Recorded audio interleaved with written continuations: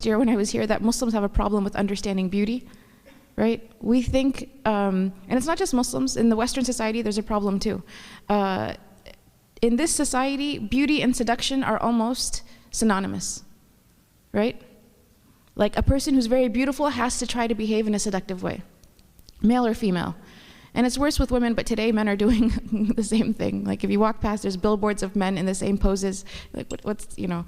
Anyways, there's, it's supposed to be, it's packaged in that way. There was like a billboard that said, if you've got it, flaunt it. If you don't, get it. And it was for like a gym. So this idea that if you have some kind of gift of beauty, then it has to be shoved into everyone's face, and it has to be used for, to gather attention. And in Islam, being beautiful is not a wrong intention. There was a companion who said something to the Prophet ﷺ, which is, it's like, I'm finding it hard to say, because in Arabic it's hilarious. There's a companion who comes to the Prophet Muhammad ﷺ and he says, قَدْ قُسِمَ لِي مِنَ الْجَمَالِ مَا تَرَى. He said, oh, basically, beauty has been distributed upon me like what you see, meaning I am just so good looking. He tells the Prophet ﷺ this, and he says, is this arrogance that I know that I'm good looking and I like for other people to know that I'm good looking? And the Prophet ﷺ, he said, no, arrogance is batar al-haq wa ghamt al-nas. It's to reject the truth when it comes to you and to look down upon people. So, inna Allah jameel wa yuhibb al-jamal, that Allah is beautiful and He loves beauty. Beauty is a very important spiritual concept in Islam. And a man or a woman can and should feel like before they leave the house, they should look presentable, they should have a beautiful appearance. There's nothing that is wrong with this concept, but they should never intend seduction, because seduction is harm. And we have to separate the two in a society that doesn't separate the two. And we have to separate the two even in Eastern cultures that don't separate the two. All right? So you separate the two, and that every morning a sister, when she's wearing her clothing, she should feel beautiful. Even with hijab, even with, hijab is not about covering beauty as we call that. Hijab is redefining what beauty is. Hijab is saying, I'm going to do what is beautiful to Allah subhanahu wa ta'ala. And so you adorn yourself with clothing that is beautiful. And you should feel beautiful in your hijab, but you should not feel sexy. And that's a different concept. That's a different concept altogether. And that's ugly, and that's seductive, and that's harmful. Seduction as a concept is something where the person who is seeking to do it is seeking to control someone else's behavior. It's not goodwill. Goodwill comes from a desire to give and let people be good and to be in a good state, and it's consideration. It's wanting them to be safe. It's wanting them to be protected. That's goodwill. Seduction is, I want this person to be affected by me in a way where I can control, that interaction. As an example, I like to use sometimes with young people is in the movie Lord of the Rings. What does the elf queen, what is it, Lady Galadriel? What does the elf queen say when they put the ring of power, when Frodo puts the ring of power in her hand? What does she say? Essentially, the ring represents the voice of shaitan, right? What is for sisters, what is our enemy telling us? What is our enemy tempting us with? I want all men to look at me and despair. That is the voice of shaitan. It's seduction. And it comes from needing to have power over other people, and it is not even like a more benign intention would be that a sister just wants to get married and have a spouse. That's a benign intention. But this is, I don't even care about you, but I want you to be desperate for me. That is evil. That is quintessentially evil. And that's a society that's, again, the Western society really promotes the culture of seduction. And it promotes the seducers, that so-and-so can be this, they're so powerful because they can do this female actress or that male actor. And we are the opposite. We have a completely different paradigm. And the Prophet Muhammad ﷺ, he said that every religion has a distinct characteristic, and the distinct characteristic of Islam is Haya. So again, Haya coming from goodwill, from actually not wanting to harm creation, from wanting that creation to be at peace with its brother and its sister.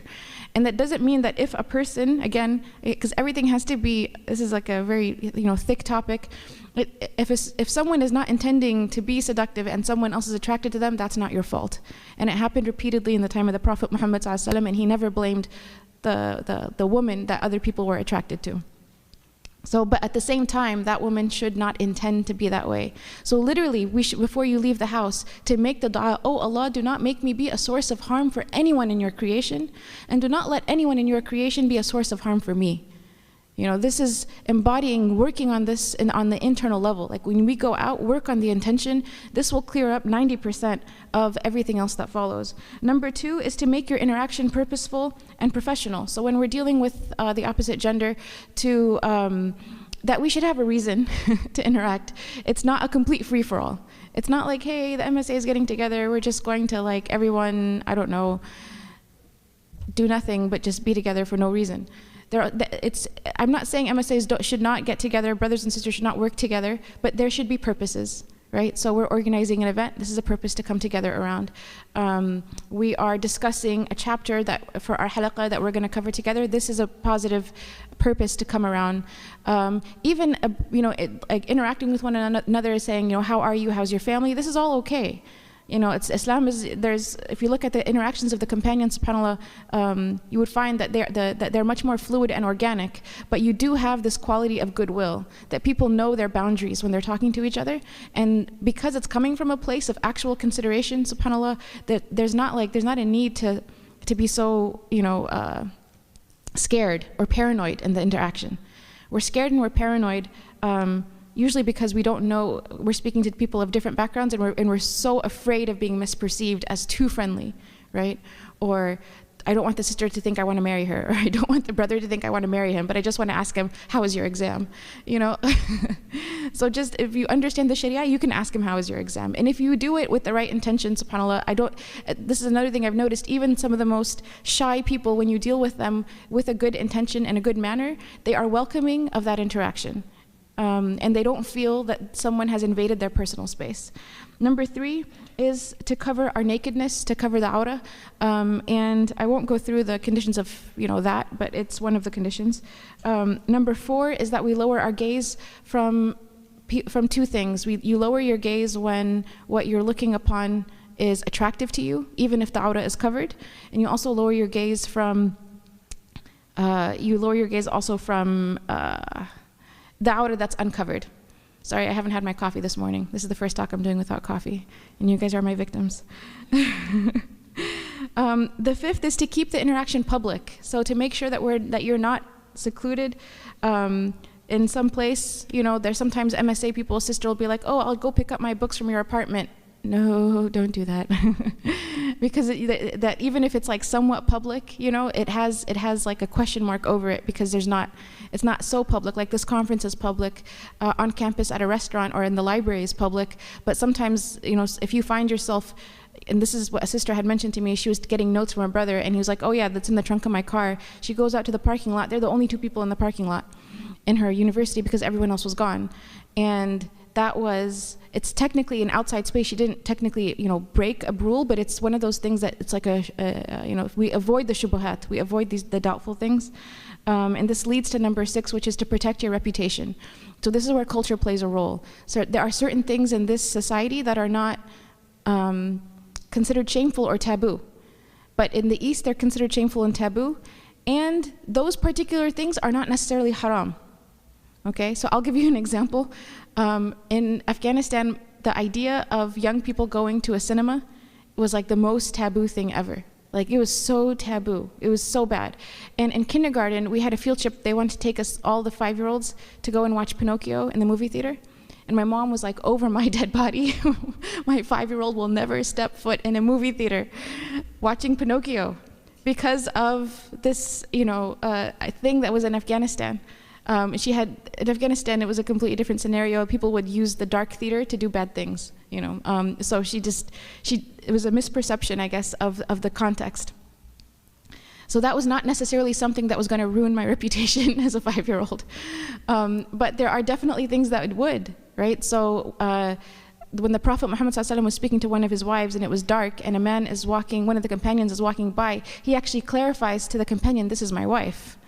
And they're like, how could we ever think anything bad of you? And the Prophet ﷺ says, because the shaitan runs through every vein. Meaning that even the Prophet protected his reputation and protected the reputation of his wife. So sometimes if you hear your parents say, you have to protect your reputation, it's not all wrong, because the Prophet ﷺ did it. But there are extremes. Sometimes a person can take that to an extreme where they distort what Islam is. Number 7 is no touching. Should be obvious. Number 8, speak in a decent manner. Again, if we have the right intentions, the tone of voice will follow. And number 10 is to ensure your circumstances are safe. So there are, I don't want to really go into it here, it's not in the article, but there are unfortunate situations of people who have been harmed because they interacted with people on a basis of trust that was not earned.